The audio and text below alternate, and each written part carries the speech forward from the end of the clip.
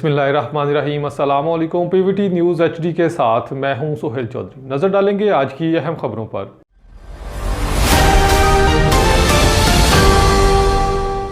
हारूनाबाद से divisional bureau chief Nadeem Zafar की report के मुताबिक हुकूमत पंजाब की खसूसी हदायत पर हारूनाबाद में शहर को खूबसूरत बनाने का जामे मिशन जारी है।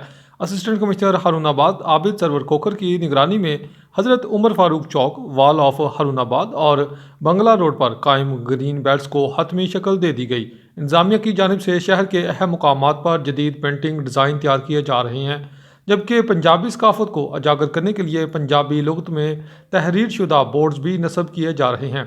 इस इकदाम का मकसद शहर को न सिर्फ खूबसूरत बल्कि सकाफती शनाख्त से हम आहंग बनाना है। इस मौका पर गुफ्तगू करते हुए असिस्टेंट कमिश्नर आबिद सरवर खोखर ने बताया कि वज़ीर आला पंजाब मरियम नवाज की खसूसी हदायत के तहत शहर की खूबसूरती और बेहतरी के लिए अमली इकदाम किए जा रहे हैं और बहुत जल्द हारूनाबाद के तमाम गली मोहल्लों को मज़ीद खूबसूरत और मुनज़्ज़म बनाया जाएगा। बिस्मिल्लाहिर्रहमानिर्रहीम। हमने शहर हारूनाबाद की खूबसूरती के लिए 2-3 पॉइंट्स के ऊपर काम किए। जैसे THQ हॉस्पिटल के सामने हमने इंक्रोचमेंट रिमूव करके सारी ग्रीन बेल्ट बना दी है।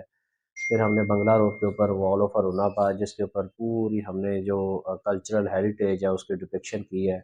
इसी तरीके से जो लियाकत रोड है वहाँ पर हमने वॉल ऑफ हारूनाबाद बनाई है, जो शहर की खूबसूरती को चार चाँद लगा देती है। इसके अलावा भी हमने प्रोजेक्ट को स्टार्ट किए हुए हैं।